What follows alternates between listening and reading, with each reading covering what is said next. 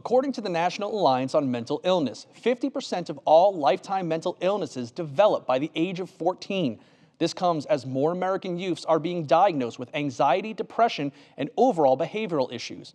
WGCU's Cary Barbor attended a conference in Fort Myers that aimed to help break down barriers for teens seeking help. I don't have any rhythm, but Little did you know the heartbeat is something that we all got. A community event called Normal is Overrated, held at Florida Southwestern State College, was a chance to get acquainted with local mental health resources and hear from inspirational speakers. The goal of the free conference was to address teen mental health and help break down barriers around its treatment. Normal is Overrated is sponsored by Kids Minds Matter, an organization that addresses the mental health epidemic affecting Southwest Florida's children and families.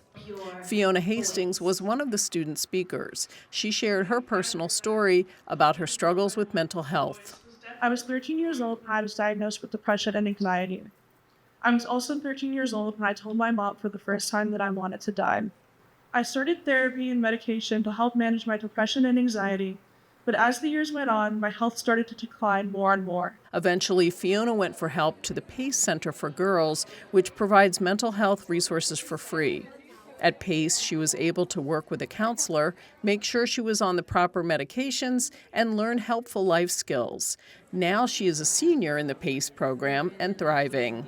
Walk out of here with the mindset that yes, there will be difficult days, maybe even weeks, but I have the ability to grow and change. I have that power. I am not defined by my struggles, but by my growth. Andrea Gijon, a student at Florida Southwestern State College, was another speaker. She talked about sexual abuse in her past and the trauma and anxiety it brought on. She, too, revealed that she had been suicidal. I was already planning how I was going to orchestrate everything. I guess my dad just has the sixth sense. And he had called me. He said, hey, is everything okay? And just by my tone of voice, he just knew something was wrong. Andrea is very close to her family and said that their support, together with her faith, pulled her through her mental health crisis. Whenever I first told them, I think that was the first stage of healing. And then after giving my life fully to Christ is when I fully did heal.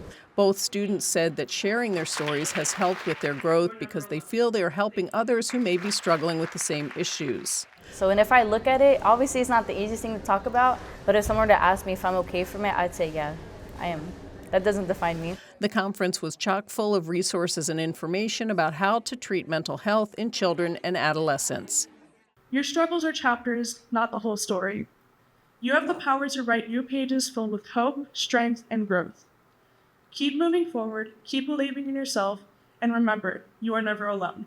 If you are in crisis, please call, text, or chat with the Suicide and Crisis Lifeline at 988, or contact the Crisis Text Line by texting TALK to 741-741. In Fort Myers, I'm Cary Barbor with help from Andrea Melendez. Thanks for watching. We've got more great content for you, from news to the arts to the environment. So be sure to like and subscribe to WGCU's YouTube channel and follow us on our social media platforms for the stories that matter to you.